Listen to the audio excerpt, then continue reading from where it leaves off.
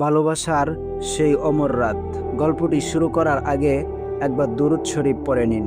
আল্লাহুম্মা সাল্লি আলা মুহাম্মাদি ওয়া আলা আলি মুহাম্মাদ সাল্লাল্লাহু আলাইহি ওয়াসাল্লাম।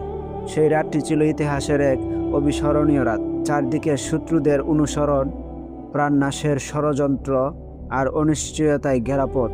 আল্লাহর হুকুমে প্রিয় নবী হযরত মুহাম্মদ সাল্লাল্লাহু আলাইহি ওয়াসাল্লাম এবং তার সর্বাধিক প্রিয় সাথী হযরত আবু বকর সিদ্দিক রাদিয়াল্লাহু তাআলা আনহু আশ্রয় নিলেন সাওয়ার গুহায়।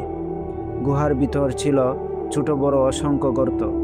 আবু বকর রাদিয়াল্লাহু তাআলা আনহু চিন্তিত হয়ে পড়লেন, যদি কোনো বিষাক্ত প্রাণী এসব গর্ত থেকে বের হয়ে নবীজি সাল্লাল্লাহু আলাইহি ওয়াসাল্লামকে কষ্ট দেয়। তিনি নিজের পরনের কাপড় ছিঁড়ে ছিঁড়ে একের পর এক গর্তগুলো বন্ধ করতে লাগলেন। কিন্তু একটি গর্ত তখনও খোলা রয়ে গেল। কাপড় শেষ হয়ে গেছে, কিন্তু ভালোবাসার দায়িত্ব তো শেষ হয়নি। এমন সময় ক্লান্ত নবীজি সাল্লাল্লাহু আলাইহি ওয়াসাল্লাম তার প্রিয় সাথীর কোলে মাথা রেখে বিশ্রাম নিতে লাগলেন। হঠাৎ সেই খোলা গর্ত থেকে একটি সাপ বের হয়ে এলো।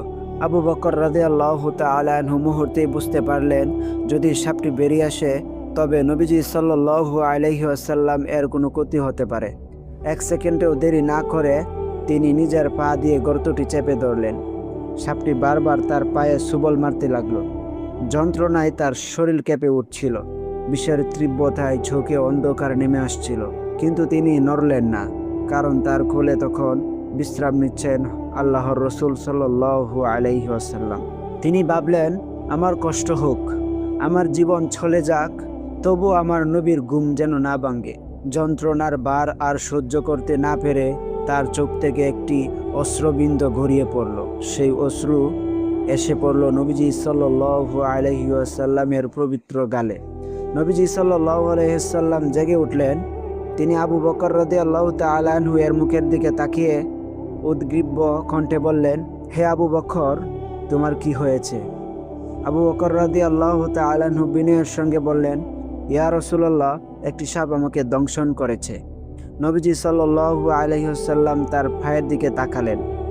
তারপর আল্লাহর রহমতে তার মুবারক লালা আক্রান্ত স্থানে লাগিয়ে দিলেন। আল্লাহর ইচ্ছায় মুহূর্তের মধ্যেই বিষের যন্ত্রণা দূর হয়ে গেল, আর আবু বকর রাদিয়াল্লাহু তাআলা আনহু সুস্থতা অনুভব করলেন। সুবহানাল্লাহ।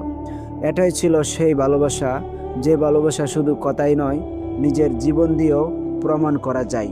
আবু বকর রাদিয়াল্লাহু তাআলা আনহু শিখিয়ে গিয়েছেন, সত্যিকারের ভালোবাসা হলো প্রিয়জনের নিরাপত্তার জন্য নিজের আরাম, নিজের কষ্ট, এমনকি নিজের জীবনকেও তুচ্ছ মনে করা।